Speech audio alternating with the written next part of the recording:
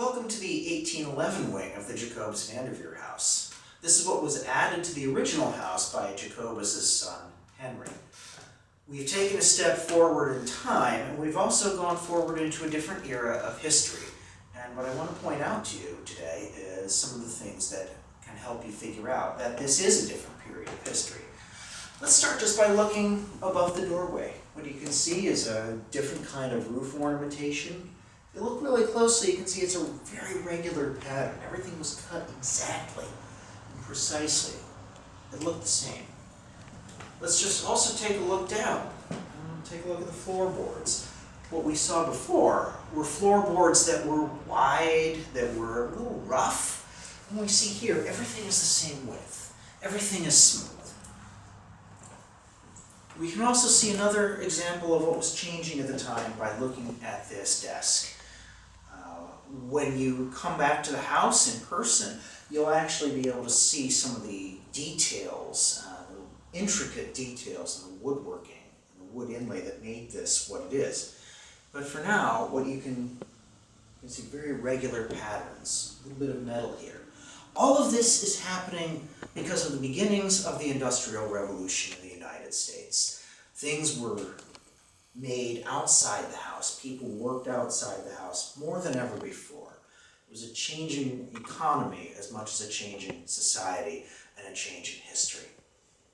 So as we take a look throughout the room, among the other things you'll see some various pieces of art painted by a local artist, John Philip Osborne. Some, again, beautiful pieces of wood characterizing the Federal period. This room, as large as it is, was called the Parlor room. When there was a family gathering, when there was a celebration, when friends came over for a visit, when there was an entertaining to happen, this was the room where it happened. But as much as things changed, some things still remain the same in the 40 years since the original part of the house was built. Electricity was still not yet a thing. Light was still primarily provided by the sun, which is why you see south-facing windows to let in the greatest amount of light right in the house and provide some heat during the long, cold winter months. The only other source of heat was still the fireplace, as it was in the other rooms.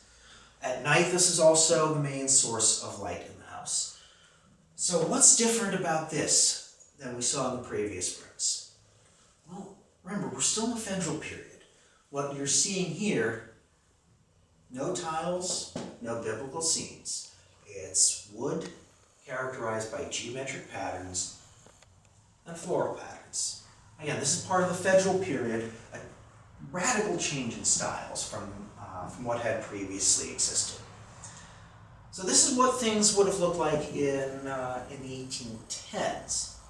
And in a moment, we'll take a walk another 40 years into the future as we take a look at our museum's History Center. Thank you.